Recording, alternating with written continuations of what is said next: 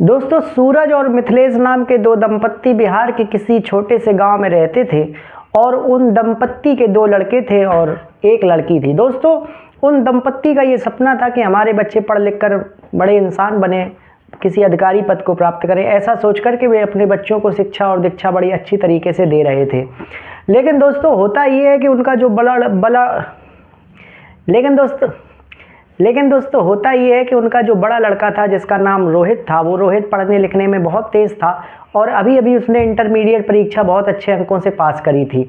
इसके बाद वो ग्रेजुएशन करने लगता है और उसका सपना था कि वो ग्रेजुएशन करके एक आईएएस अधिकारी बने और देश का नाम रोशन करे और अपने घर और समाज का नाम रोशन करे। तो दोस्तों, इस उम्मीद से वो पढ़ता जाता है, लेकिन अचानक से उसकी शादी के लिए विचार होने लगता है, उसकी शादी के बारे में सोचा जाने लगता है, क्योंकि उससे छोटा भी एक भाई था और बहन था।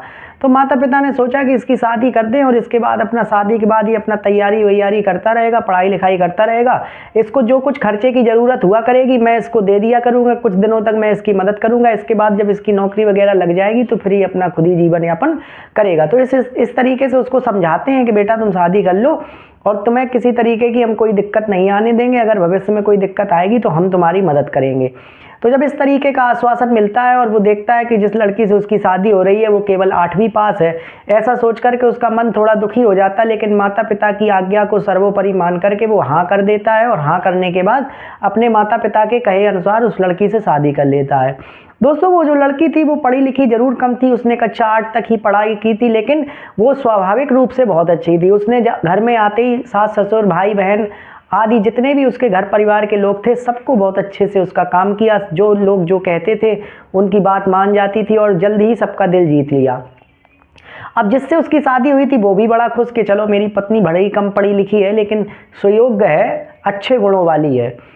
तो दोस्तों, इस तरीके से काम चलता रहता है। गृह कार्य में वो दक्ष थी, सिलाई भी कर लेती थी, भोजन भी अच्छा बना लेती थी, बस पढ़ाई लिखाई थोड़ा सा उसका कमज़ोर था दोस्तों। लेकिन अचानक समय का पहिया पलटता है और एक दिन उसके पिताजी की तबीयत अचानक से ख़राब हो जाती है और पिताजी की तबीयत अचानक से ख़राब हो जाने की वजह से उसके पिताजी की अचानक से असमय ही मृत्यु हो जाती है। और मृत्यु हो जाने के बाद जो बड़ा लड़का था उसके ऊपर पूरी जिम्मेदारी आ जाती है, क्योंकि अभी तक उसको जो खर्चा मिलता था उसके पिताजी उसको दिया करते थे। वो खेतीबाड़ी का काम करते थे और खेतीबाड़ी के काम करने से जो धन अर्जित होता था अपने बेटे की पढ़ाई लिखाई करा रहे थे, क्योंकि उन्होंने उसे कह रखा था कि जब तक तुम कोई अच्छे आदमी नहीं बन जाओगे तुम्हारी नौकरी नहीं लग जाएगी, हम तुम्हारी मदद करते रहेंगे।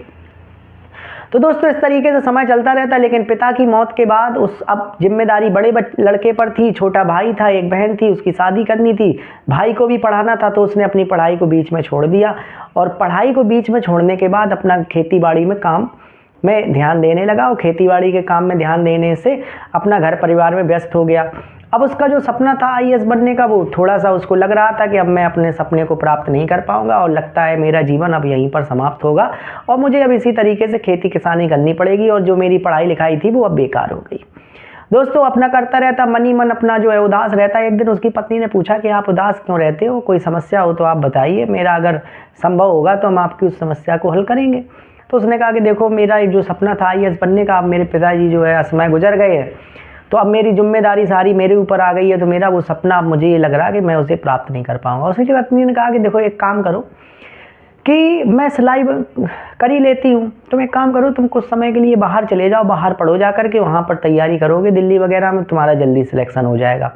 उसने कहा कि नहीं, तुम कमाओगी और हम पड़े पड़े खाएंगे तो सामाजिक रूप से ये ठीक नहीं रहेगा, गाँव के लोग ताना देंगे कि देखो पत्नी कमाती है, वो पढ़ रहा है, अभी पढ़ ही रहा है। वो कहती है कि नहीं नहीं, तुम समाज की चिंता ना करो, दुनिया के लोग हैं वो तो कहते रहते हैं, मैं तुमसे जैसा कह रही हूँ वैसा करो। दोस्तों, काफ़ी समझाने के बाद वो तैयार हो जाता है। वो कहती है कि ठीक है, करके देखो, अगर हो जाएगा तो हो जाएगा, नहीं होगा तो फिर से अपना काम करने लगना, क्या जाता है। तो उसने कहा कि ठीक है। तो इसके बाद दोस्तों वो दिल्ली चला जाता है और पढ़ाई लिखाई करने लगता है। उसकी जो पत्नी थी वो सिलाई कढ़ाई का काम करके उसको पैसे भिजवाती थी। धीरे धीरे उसका सिलाई का काम बहुत अच्छा चलने लगा और धीरे धीरे उसकी जो प्रसिद्धि थी पूरे जगह फैल गई, क्योंकि वो पैसे कम लेती थी और काम अच्छा करती थी। तो बहुत सारे लोग उसके यहाँ काम लेकर के आते थे कि भैया मेरा कर दो, मेरा कर दो। तो उसके पास समय का अभाव रह गया, इतना काम आया। तो उन काम से वो अच्छे खासे पैसे पैदा करती, अपना जो भाई था, देवर था, उसकी भी देखभाल करती, उसकी जो ननद थी उसके लिए भी पैसे जोड़ती और अपने पति को भी पैसे भिजवा दिया करती थी। दोस्तों, उसके पति का एक दिन फ़ोन आया कि मेरा पेपर हुआ था और मैं उस पेपर में पास हो गया हूँ और अब मैं अधिकारी बन गया हूँ। दोस्तों, उसकी पत्नी का खुशी से बुरा हाल हो गया। वो दौड़ती चिल्लाती पूरे घर में दिन भर दौड़ती भागती रही और सबको ये बताती रही कि मेरा पति अधिकारी बन गया, जिसलिए मैंने ये त्याग और संघर्ष किया, आज उसका परिणाम हमें मिल चुका है। दोस्तों शाम को उसकी तबीयत खराब हो जाती है, उसका पति समझाता है कि तुम्हें इस तरीके से जो है इतना खुश नहीं होना चाहिए था, तुम्हारी देखो तबीयत खराब हो गई है। लेकिन वो कहती है कि चलो कोई बात नहीं दोस्तों। इसके बाद दवा दे करके सो जाता है। इसके बाद उसको पता चलता है कि उसको ट्रेनिंग के लिए अब बाहर जाना है, तो अपनी पत्नी से कहता है कि मैं ट्रेनिंग के लिए बाहर जा रहा हूँ, तो अपना ध्यान रखना, थोड़े दिनों के बाद मैं ट्रेनिंग से आ जाऊँगा, हमारी पोस्टिंग होगी, फिर हम सब लोग साथ में ही रहेंगे। कहती है कि नहीं है, तुम अपना जाओ ट्रेनिंग पे, मैं वहाँ जा करके क्या करूँगी, भाई और ये इनका मैं देखभाल करूँगी, अपना मेरा काम यहाँ चल ही रहा है, तो मैं तुम्हारे साथ जाऊँगी, अच्छा नहीं लगेगा, तो माँ भी है, माँ का भी ध्यान रखना, तो तुम चले जाओ, कोई दिक्कत की बात नहीं। दोस्तों वो चला जाता है। जाने के बाद वहाँ पर तैयारी करने लगता है। तैयारी करने के बाद एक लड़की उसे मिलती है जो उसके साथ में ही ट्रेनिंग ले रही थी। तो वो उससे कहती है कि तुम अपनी 8 पास पत्नी को कहाँ तक ढोते रहोगे, एक काम करो, तुम मुझसे शादी कर लो, उसको छोड़ दो। दोस्तों ऐसा जब वो कहती है लड़की, तो उसकी आंखों में आंसू आ जाते हैं। जब आंसू आ जाते हैं तो पूछती है कि तुम रो क्यों रहे हो, मैंने तो तुमसे ऐसे ही कहा। तो दोस्तों वो अपने पति के त्याग, वो जो लड़का था जो अधिकारी बन गया था, वो अपनी पत्नी के त्याग की कहानी जब उस लड़की को सुनाता है कि मेरी पत्नी ने मुझे बनाने के लिए क्या क्या किया, सिलाई करी, ये किया, तो दोस्तों जो सामने वाली लड़की है वो भी भावुक हो जाती है और उससे क्षमा मांगती है कि मैंने बिना जाने तुमसे इतनी बड़ी बात कह दी, मुझे नहीं कहना चाहिए था, और तुम जो है अपना जो है ठीक है उसी के साथ रहो और उसी के साथ तुम्हें असली प्रसन्नता होगी। दोस्तों इसके बाद ट्रेनिंग कंप्लीट होती है। ट्रेनिंग कंप्लीट होने के बाद उसकी एक शहर में नियुक्ति हो जाती है और नियुक्ति होने के बाद उसने कहा था कि अब मैं अपनी पत्नी को यहाँ पर शिफ्ट करूँगा। तभी एक दिन उसके पास फ़ोन आता है कि आपकी जो पत्नी थी, उसकी माँ का फ़ोन आता है कि बेटा तुम्हारी जो पत्नी थी, अचानक से उसके पेट में दर्द उठा और हम उसको अस्पताल ले गए, अस्पताल में उसको भर्ती किया, लेकिन पता नहीं किस कारण से उसने अपना दम तोड़ दिया। दोस्तों जब उस बात को सुनता है तो उसके पैरों तले ज़मीन खिसक जाती है। वो थोड़ी देर तक निशब्द हो जाता है, बदहवास हो जाता है और उसको समझ नहीं आ रहा था कि अब वो क्या करे।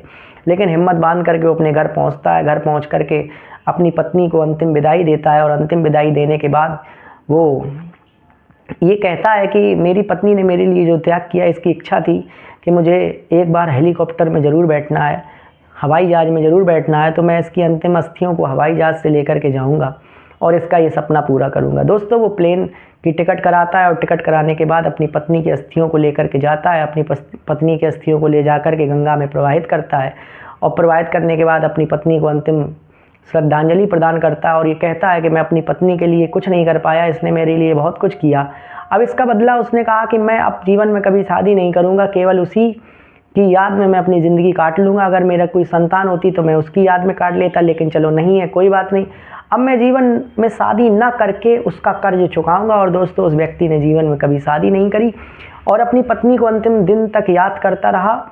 तो दोस्तों ये होता है पति और पत्नी का जो प्रेम संबंध है कि दोनों एक सिक्के के दो पहलू हैं और जब तक दो पहलू नहीं होंगे तब तक सिक्का कंप्लीट नहीं होगा। एक गाड़ी के दो पहिए हैं, जब तक दो पहिए नहीं होंगे गाड़ी कंप्लीट नहीं होगी। तो किस तरीके से एक पत्नी ने अपने पति को पढ़ाया और उस पति ने भी अपनी पत्नी के साथ वफादारी को बखूबी निभाया।